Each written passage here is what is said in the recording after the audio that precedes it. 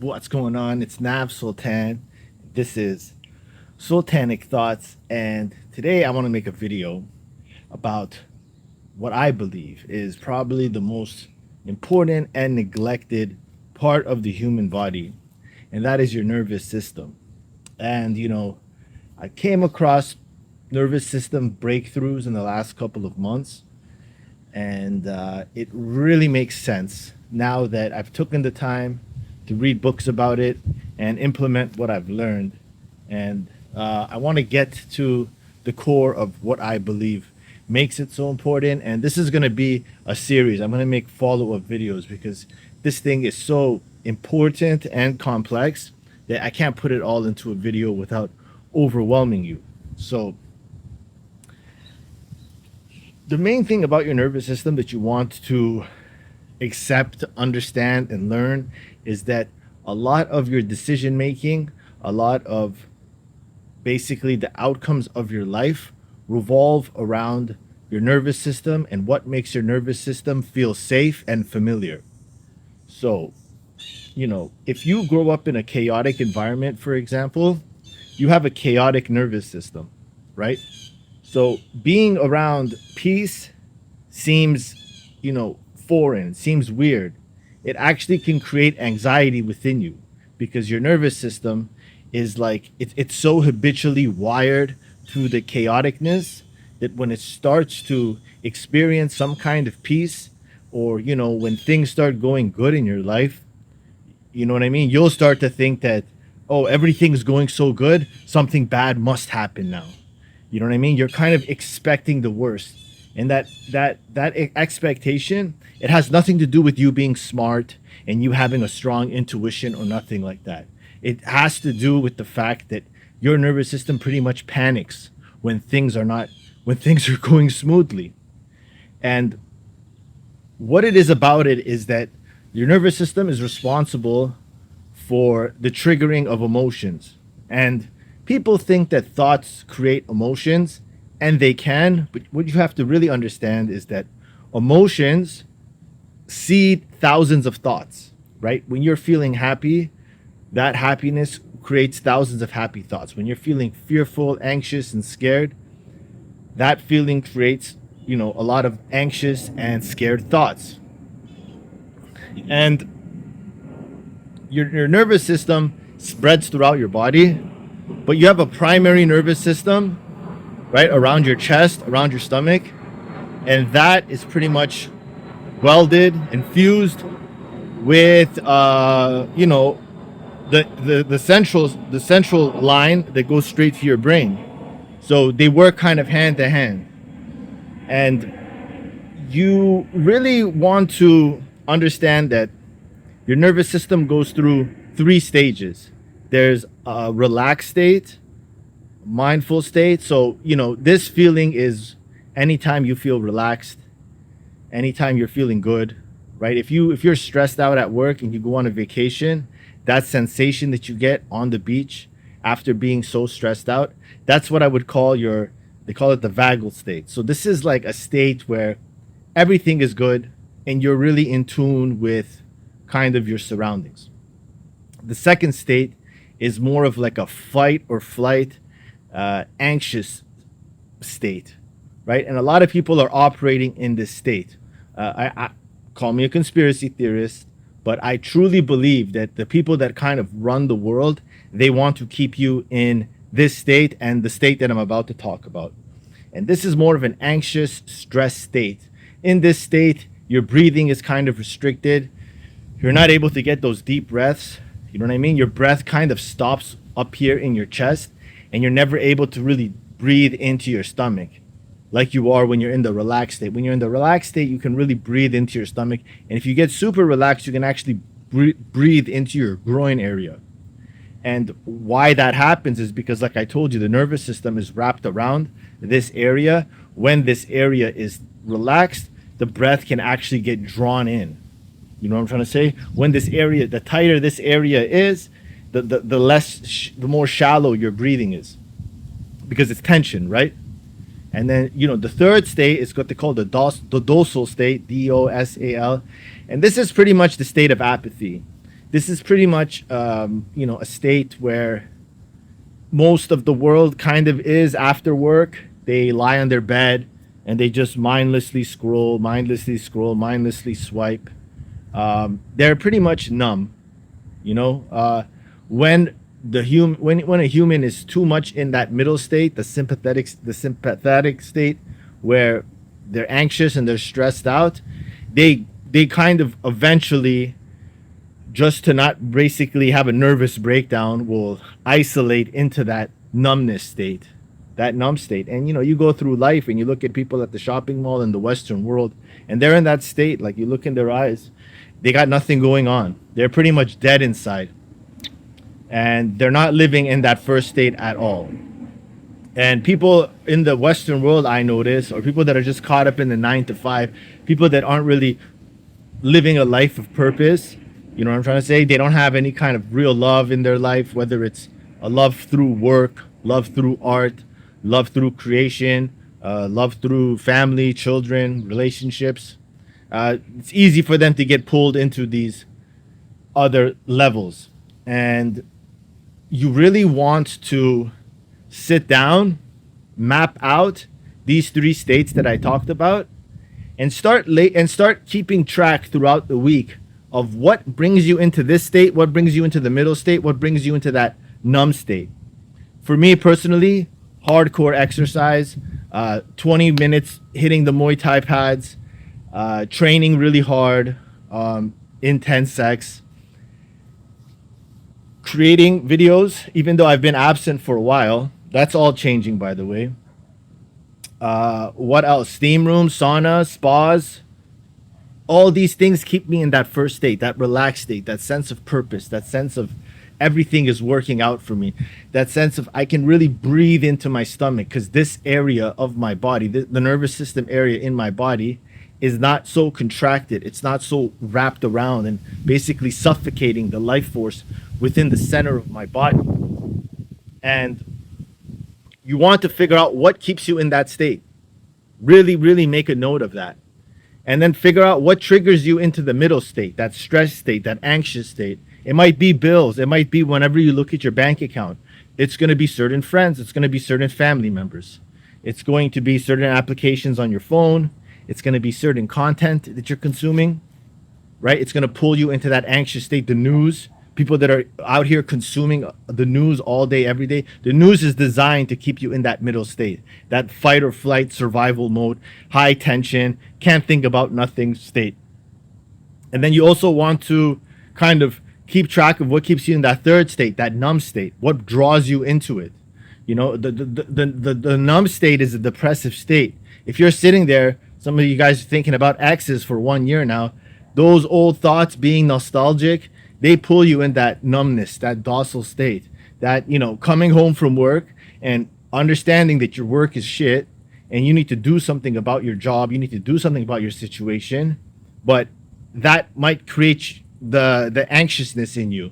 Oh, what if I apply for these jobs and I don't get it? What if I start that business and I don't get it? What if I do this and it doesn't work out, right? You'll end up defaulting into that numb state.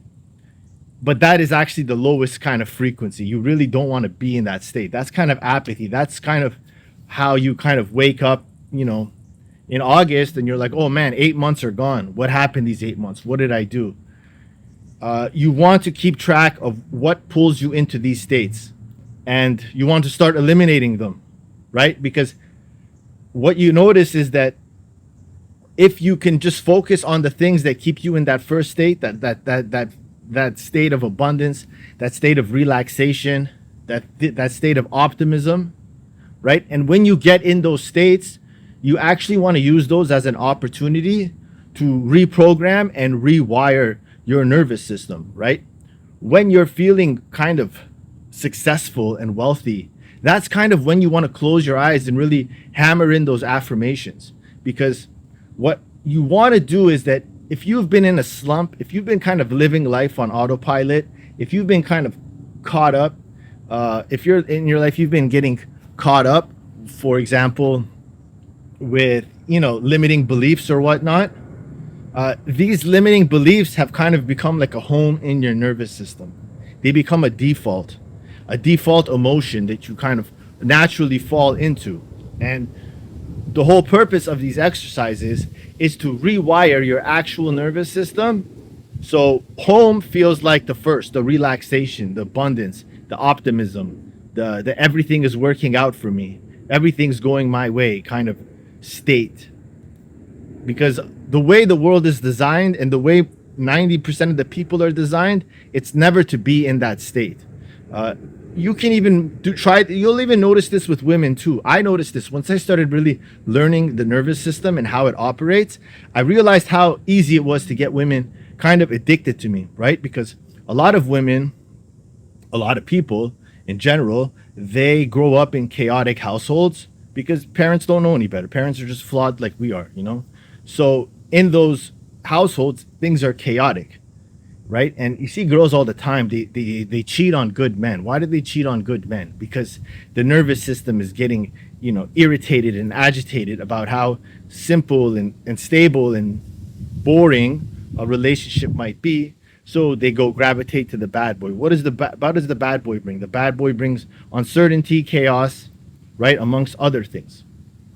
And it's not necessarily that they like that guy or they think that guy is better than this guy. It's just that guy is able to trigger the nervous system.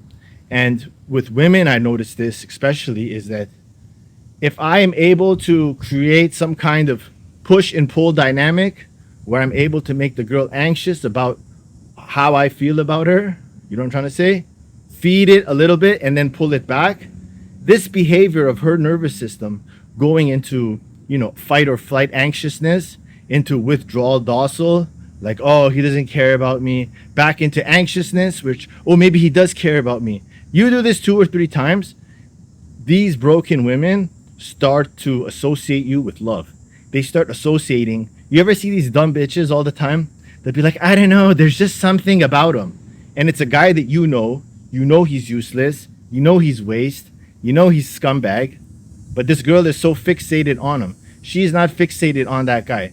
That guy has triggered her nervous system, and the only relief that she's able to get is through his validation.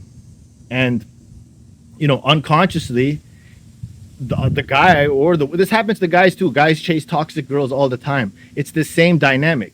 What they're seeking is relief from the anxious states or the docile states. Right? They're seeking relief from being numb and being anxious, and validation only lasts so long. You get what I'm trying to say? And you'll notice a lot of times with women in your past, and with just women in general, as soon as they know you like them, a lot of times their interest fades. Why? Because they were never really interested. What they were actually seeking was relief. And your relief came through validation. The more you held off your validation, the more she stayed in this anxious state, the more her mind became fixated on you. The more something is fixated on an object, what happens? Obsession gets born. Obsession gets created. And I know I'm kind of going all over the place, but it really will start to make sense when you start to do it to yourself. When you start going through life and really just day to day and just kind of being aware of, okay, this triggers my anxiety, this triggers anxiousness, this eventually leads me into this numb state where I'm doom scrolling or I'm drinking or I'm smoking weed, whatever it might be, whatever it is that you do when you fall into that third numb state, right? Because it's a progression. It's like a pendulum that's swinging back and forth. You want to start cutting these things out. And what you'll notice is that a lot of your friends are creating anxiousness in you. Family's creating anxiousness with you. Your job is creating anxiousness with you. The content you're consuming is creating anxiousness within you. And it's really hard to kind of elevate your status. And a lot of our anxiousness, basically that anxiousness, it's basically implemented in all areas of life, even financial. So if you are hitting these financial limits, ceilings in your life, it's probably has to do with some kind of belief you have that's hardwired in your nervous system. And if you were ever to make a bunch of money, you would see how dysregulated you get. And I noticed this myself. I remember I was always back in the day, this is like maybe like 15 years ago or whatever, 10 years ago. I always wanted to hit 100K, 100K, 100K, 100K, 100K. Long story short, I did something that got me to like 200K in basically like 24, 48 hours. When I tell you how sick I was in my stomach, I've never felt so anxious, so scared, so sick in my life. I thought I would be ecstatic, but it was so dysregulating to all the beliefs I had around money, right? Because this is a number that I thought, oh, I have to save and work and do all these things to hit. And basically, some work that I did finally clicked and it all came together. Bro, I went to the washroom like 7 times in like 2-3 hours. Like just flush, flush, flush, flush, flush. It's wild like that. I'm telling you, it's wild like that. And a lot of your limiting outcomes in life, I'm telling you, they're all because the goals you're trying to go after and the results you're trying to go after are actually will actually dysregulate you so much. So on a subconscious level, you actually will self-sabotage on the path to get there. As you get closer to these goals, the more that nervous system, the more the dysregulation kicks in, because you have a shadow belief, right? A shadow belief is you believe you're trying to go after one thing, but in the background, in your shadow, you have a belief that completely contradicts it, right? So if you want to make a lot of money and you're a Christian and you believe that, oh, you got to be a good person in life, right? If those are your conscious beliefs, but in your subconscious, in your background, you have money is the root of all evil, how are you going to make money? Every time you make money, the background belief is saying, oh, no, money's the root of all evil. Rich people are evil, right? You self-sabotage your progress. And all those things start from the nervous system level, where something just feels off, something just feels wrong. Now, this video, I could go on and on and on. I want to keep it less than 20 minutes. Please leave a comment. Let me know what you think. And I've been making these videos, and I always say at the end, oh, I've been off posting. I'm going to get back so-and-so, but I really need to do it. You know, just like how I'm talking about the nervous system self-sabotaging. My nervous system is also self-sabotaging this YouTube channel, right? As I put in the work, as I put in the effort, there's a part of me that's, no, don't post so much, don't post about that. And I start getting all these, all these beliefs that, whatever they are, but they're total bullshit. So guys, hope you like, subscribe, leave a comment. Let me know what you think about this video. Let me know if you want more videos like this. I can go into much more detail, and I can also, cover different topics around the nervous system. Peace out, guys.